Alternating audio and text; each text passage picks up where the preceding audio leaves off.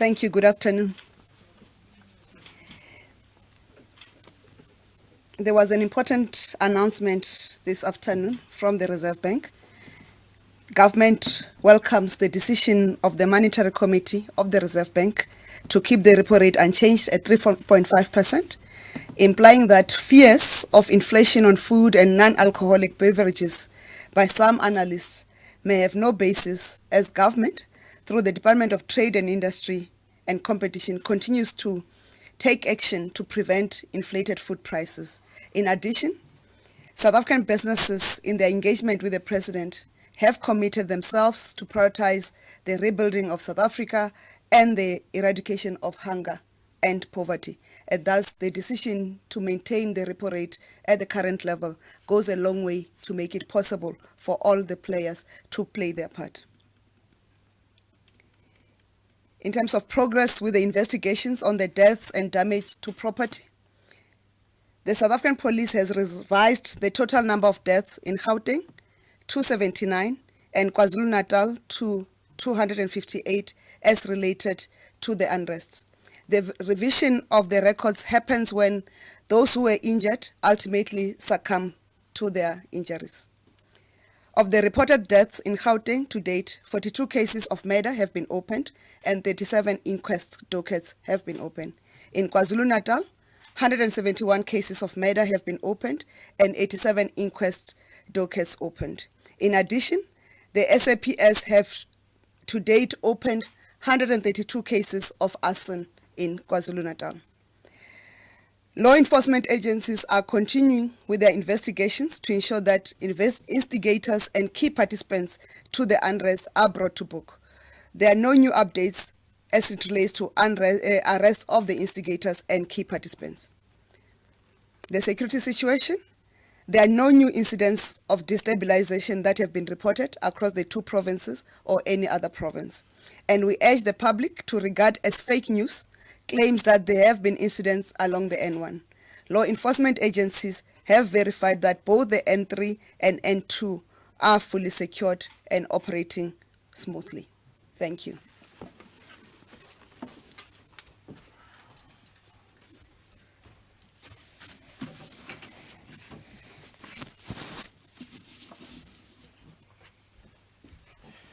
Thank you very much, Minister.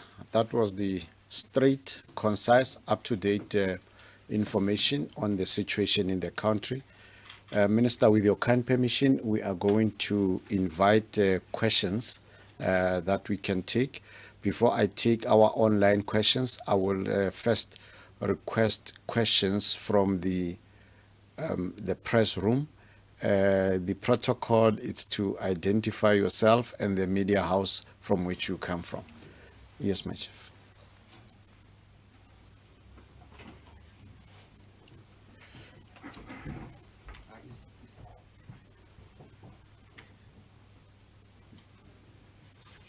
Thank you so much. Minister, it's Governor Nichols from ENCA.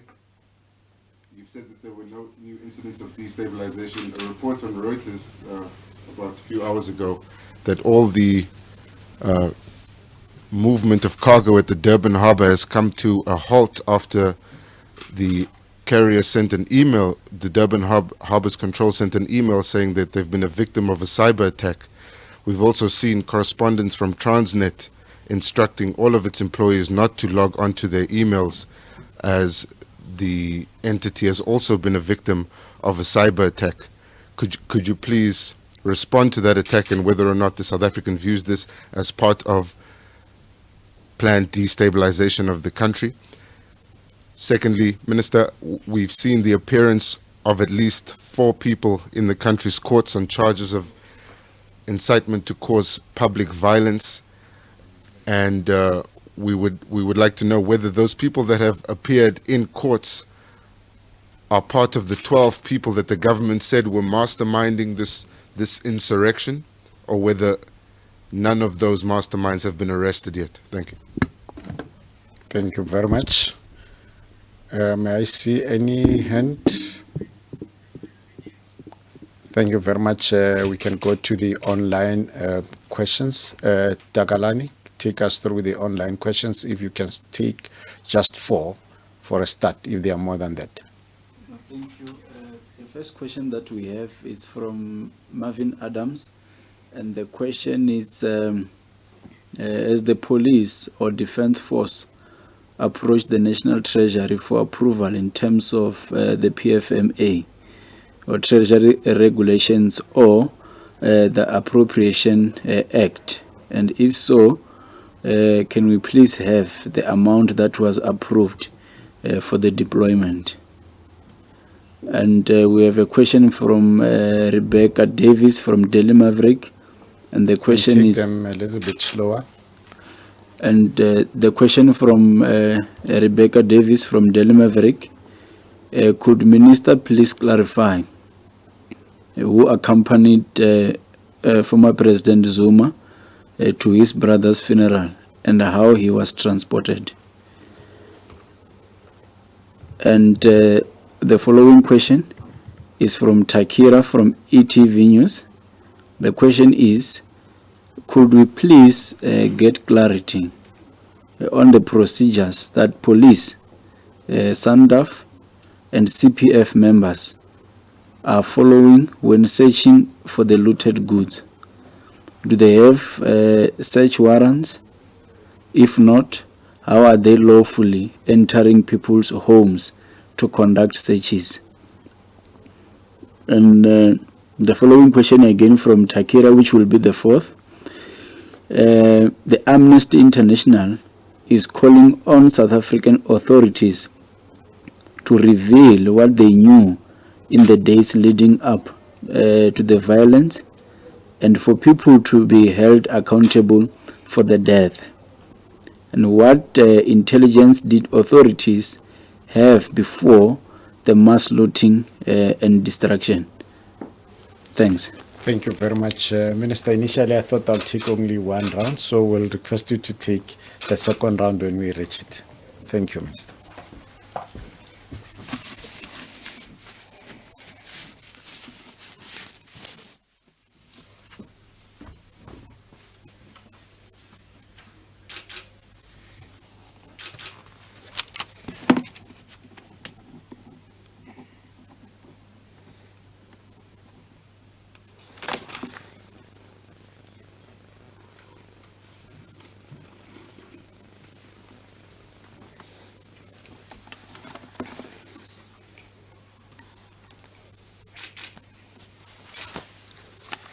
Thank you for the questions. Let me start with the questions that were raised from the journalists in the room. Whether the cyber attack on Transnet is linked to the continued unrest, at this stage we do not know. We are investigating, and when that is confirmed or dispelled, we are going to make that announcement. That is as straightforward as that, but currently we are treating it not as an unrelated event.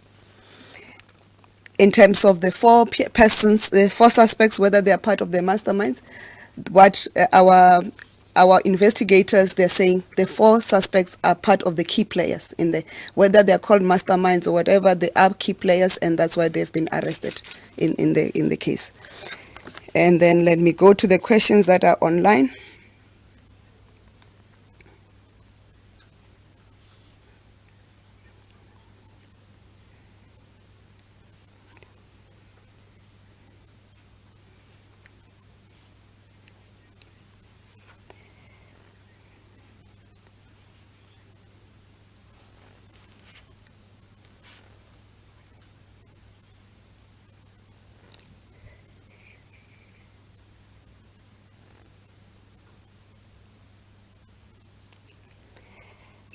There was a question on who accompanied former President Jacob Zuma to the funeral of his brother, as granted permission by the Commissioner of Correctional Services.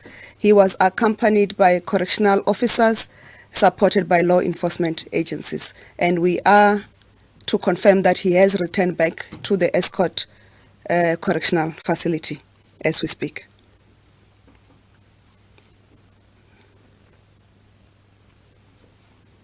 And then The other question was, has the police or defense force approached National Treasury for approval in terms of the PFMA, Treasury regulations or the Appropriation Act environment limitations? If so, can we please have the amount that was approved for the deployment? I think we need to first clarify a few things. The police will operate within their budget because it's their duty to protect the country. And the defense force also operate within their budget and within the resources that are available. When the deployment is being approved, they look within their own budget and say what are resources that they need, and then submit that to the president to approve, and also to parliament in line with the act. So, and the other question is, what is the amount? Yesterday I indicated that we are still talking of estimates amount because the deployment continues and gets revised. Currently, the estimation that has been submitted to Parliament for the 25,000 for the initial period of 1 month, and they are revising the submission to increase the term of the deployment of SNDF. The estimate is 615 million rands. The other two questions was the question on Amnesty International. Yes, there was, Minister.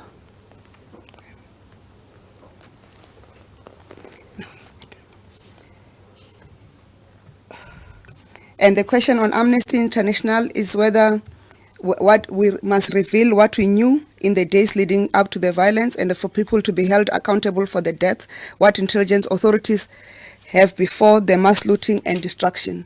I think Amnesty International is going beyond their own scope of work. What we have committed, that's why we are reporting the number of deaths, the number of the murders, and also the inquest. So the full investigation is going to be held, and make sure that those who are accountable are held liable. It's not in the best interest of this country to disclose the intelligence information that was at the disposal of the state. And Amnesty International must be satisfied with the fact that everybody who has died or every damage that has been caused in this country will be fully accounted for, and those who have murdered people will be fully will be apprehended and brought before the law, so that they can face the consequences of their action, whether by planning the unrest or by killing people during the unrest. And then the last question was, I can't recall the last question.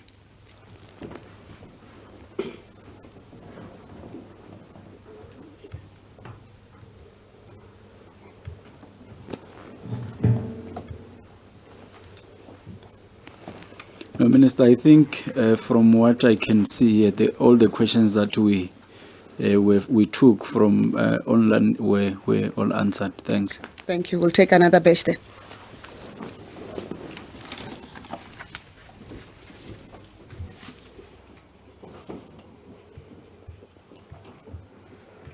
Thank you very much, Minister. Colleagues, we are taking the very last batch of the questions so that also we can release the Minister to attend to other pressing needs. Let me start with the hands inside, and then we'll quickly check if there is any question online. Thanks very much, Probably.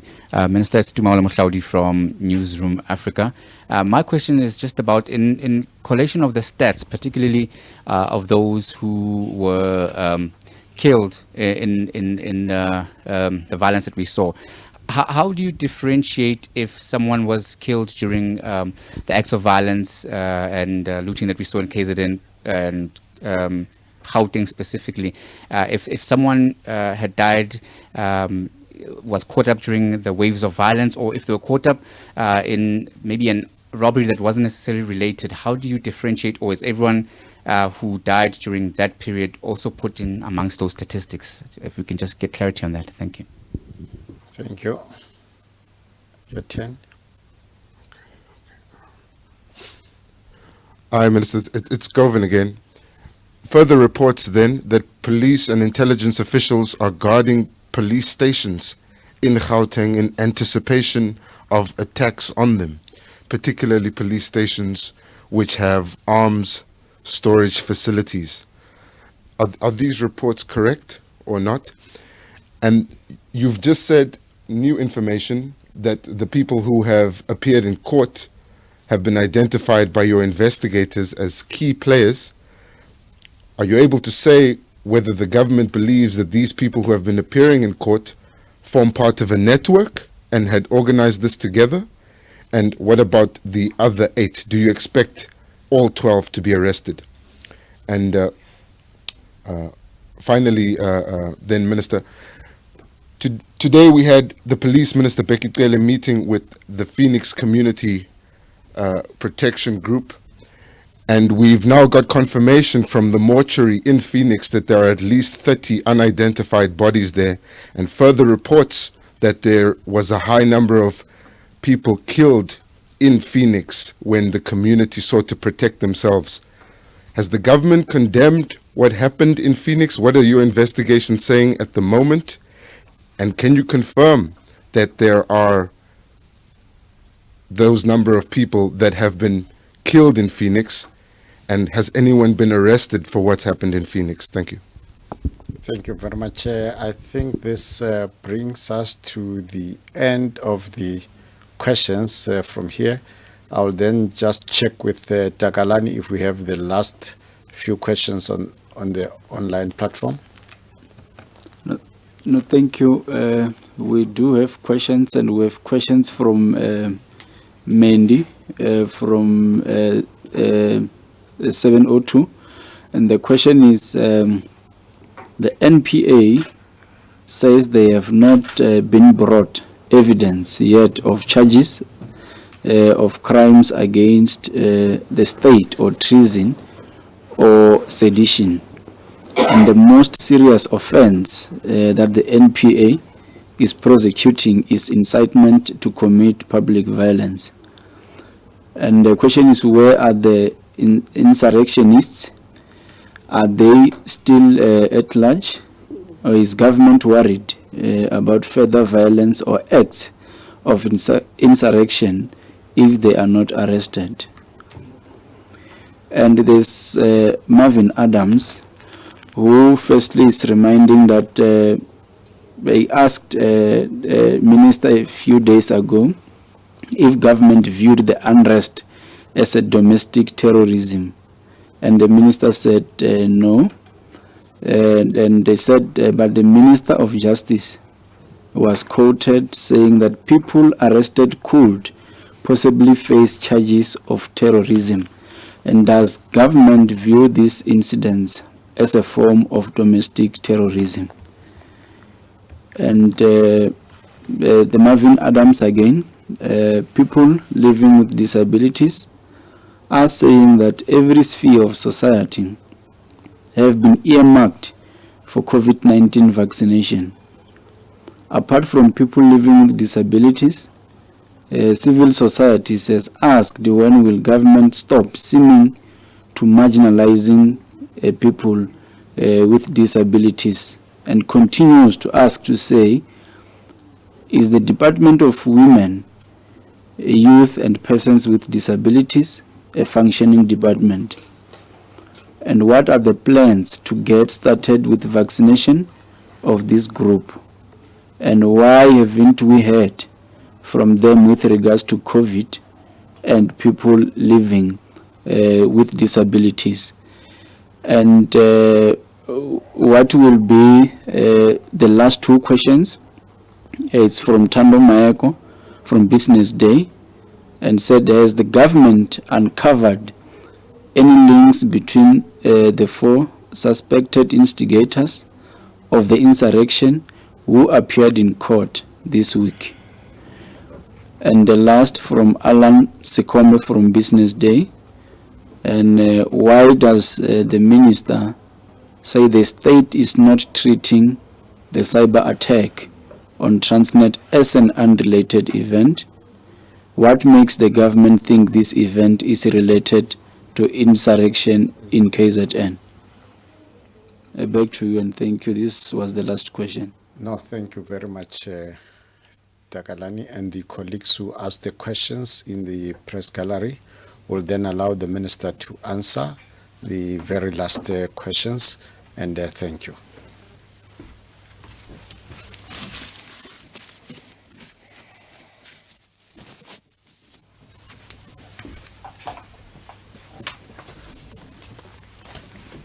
Thank you. I think let me start with the last question. I think the person did not hear me properly. I've said currently we are treating the cyber attack on Transnet as an unrelated event, not as related, unrelated event. But we are investigating, and when information comes to the fore, we'll either confirm or dispel whether the incident is related. So I think we must get those facts covered. And there's there are two related questions. The question on whether all the 4 who have been arrested and whether all 12 will be arrested, and have we uncovered the links between the 4 who are already arrested. First, the question of whether we have uncovered the links between the 4 who have been arrested, who are in custody, is now going to jeopardize the case, because if we disclose that, what are we going to argue in court, and and you are just going to then share with the public or with their defense strategies to defeat the case of government. So that I'll leave to yourself to follow the court cases and determine it for yourself. And whether the 4 are the masterminds, or I thought we've clarified that they are key role players in the incidences, and I'm not going to disclose how key are they in that, but whether the 12 will be arrested, the remaining 8 will be arrested, and we have communicated yesterday and day before that all investigators, be they 12, instigators, be they 12, be they more, they will be apprehended. And we said, irrespective of their standing in society, they will be apprehended and will be dealt with in accordance with the law. And a related question to that is the issue of whether the Minister of Justice indicating that they could face charges of domestic terrorism, and the argument that the NPA have said the charges that they're currently investigating are public violence. We have clarified even yesterday that it's not in the space of government to prescribe the charges that must be preferred against the suspect, because the judicial process and the prosecution process, it's independent of government. But if you recall, even when the suspects appeared, the prosecutors have indicated in court that they will add further charges. So whatever the charges will be, there will not be an exclusion of a charge that is relevant to the offense that has been committed. And the other question is the question around, let me start with the Phoenix, to say there are 30 unidentified bodies. Have government condemned the attacks? I think even when the situation was still tense, government condemned the attacks and vigilantism and urged communities who were protecting themselves to work with the Community Policing Forum, the Blue Community, and the local South African Police Service. And we encouraged our citizens not to take the law into their own hands, but to wait for law enforcement to do their part. And that was the harshest condemnation, including a condemnation of stoking racial tensions in the province of KwaZulu-Natal. And that's why we have deployed the police minister. Is not the first time that he's going there. He has been there before to deal with the very tensions and the very issues that are there. And the unidentified bodies, whether they are 30, and this will relate to whether the statistics of deaths are just for anybody who died during that period. The unidentified bodies will update the number as the police completes their investigations, whether they are murders and whether those unidentified bodies are linked to the days where there was the unrest. And similarly, we're not clubbing all deaths that has happened at that particular period.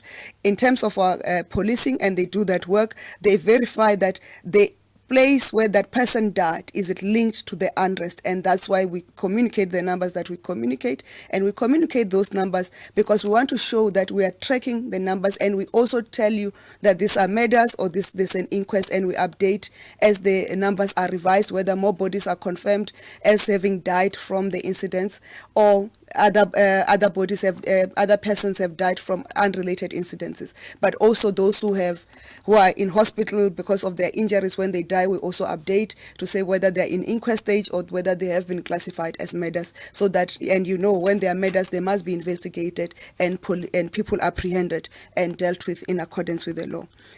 And there's a last question, no, not the last, On the related questions to this, there's the last question around the police guarding and intelligence officers guarding. Intelligence officers will never guard key installations. It will be the police and the military who guard key installations. As we have indicated, part of the deployment of our police service and also our military is to guard key installations. And the installations that you have described, police stations, more especially the ones that hold ammunition, are key installations that must be protected because we cannot leave anything to chance. And there's an unrelated question, and I'm taking this opportunity to clarify it, because if we do not clarify it, it will send a wrong message to the country. In our country, when we're designating sectors, we designate sectors in terms of economic activities. And the people who are being, and then we designate it also in terms of age cohort. And if you have noticed now, we've progressed further. When we said we are vaccinating the 60-year-old plus, we did not exclude the persons with disability. And our health facilities are always geared to make sure that they are accessible for persons with disability. There has not been any exclusion. When we opened for the 50 plus, there was no exclusion of persons with disability, because we don't discriminate against persons with disability. For us, they are part of South African citizens, they are South Africans, and they be serviced like any other, and our facilities are geared to that, including now when we designated the 35 plus, to 35 to 49, the persons with disability were included in that number. Our facilities remain viable for them to use, and therefore I don't know why we need to have a special approach. We have not had a comment that said, I am a person with disability and I've gone to a facility, it was not accessible and I could not be assisted by the nursing staff or the health care workers who were at the place for me to receive my vaccination. If those incidents take place, they must be reported quickly so that we can attend to those, because all South Africans of the particular age cohort that is being vaccinated, they must be vaccinated irrespective of whether they are with disability or they are not. And I'm sure members of the media, you know of the commitment that we said we were going to vaccinate you also as a sector. But given that the opening up, we said, given that we have opened up, let's see how fast we can get to everybody. And some of you sitting here, you are sitting here because you have vaccinated when your age cohort became available. And I can vouch for a few of you who have posted photos that you have received either your first jab or you have received your JJ1 jab. Thank you very much. And we hope to see you tomorrow, and we hope to keep our country safe. In fact, we are going to keep our country safe. We hope for your partnership in protecting South Africa and rebuilding South Africa. Thank you.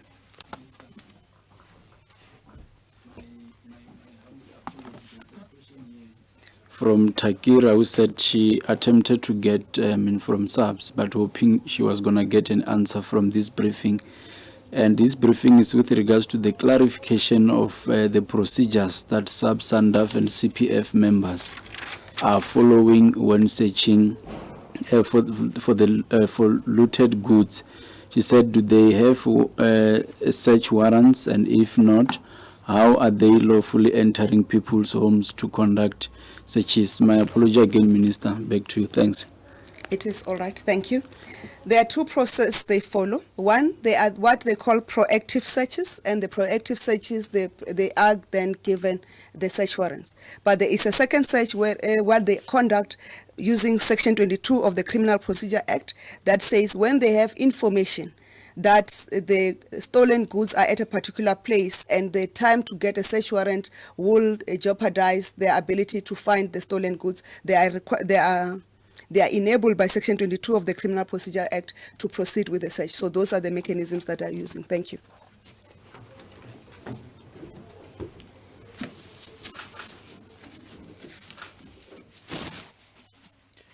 Thank you very much, Minister. This brings us to the end of this media briefing. As the Minister has indicated, this is part of an ongoing update to the nation, and we will continue updating the nation on what is happening. And I will also plead to all South Africans, including people in the region and Africa, to take only the information that comes from the government of South Africa on the unfolding situation. And thank you very much. This session is adjourned.